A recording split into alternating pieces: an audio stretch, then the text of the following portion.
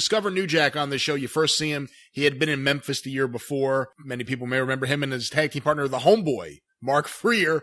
But you see him here. This is March. In relative short order, the Gangsters are on Smoky Mountain TV.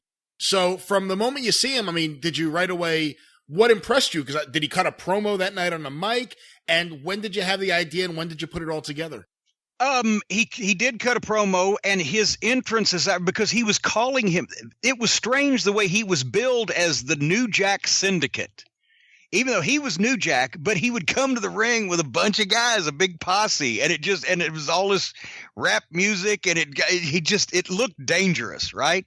And then he cut the promo, and I said, "Holy shit!" And of course, then he had the match, and not only was New Jack at that point, I think even probably he would admit he didn't really know what he was doing as far as working, but also he's against Festus the Hillbilly. And bless you, Festus, if you're out there. So, but I didn't expect anything out of that match. I didn't expect to even like the look of either guy. I put the local match on as a favor to the promoter that sold a couple $1,000s in sponsorships. But I said, Jesus Christ, you could do something with him. And then Mustafa lived in Atlanta also and had actually done jobs, if you go back, in 89, 90-ish, WCW, and I knew him, and he looked great, and he actually had a little more experience, but he couldn't talk. But together, because I knew it had to be a tag team, to and then of course Mustafa was not the smoothest worker either. But then they needed the whole idea was the posse and the group that especially New Jack would bring a bunch of his friends up at the start of the thing, and they'd come out with their hands in brown paper bags like they were covering up guns instead of bottles. It's some dangerous looking shit.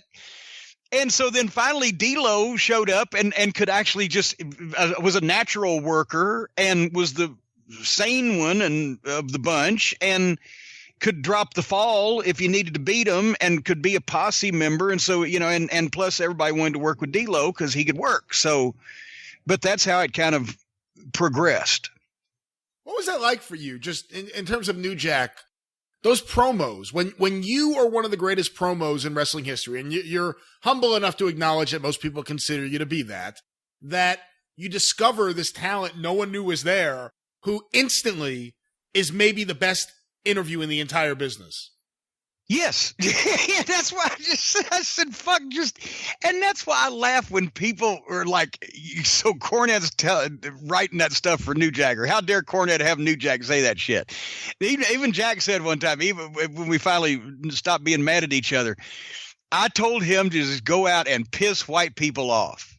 And it was fantastic. It was perfect. Of course, in the small towns, it got too much of the wrong kind of heat.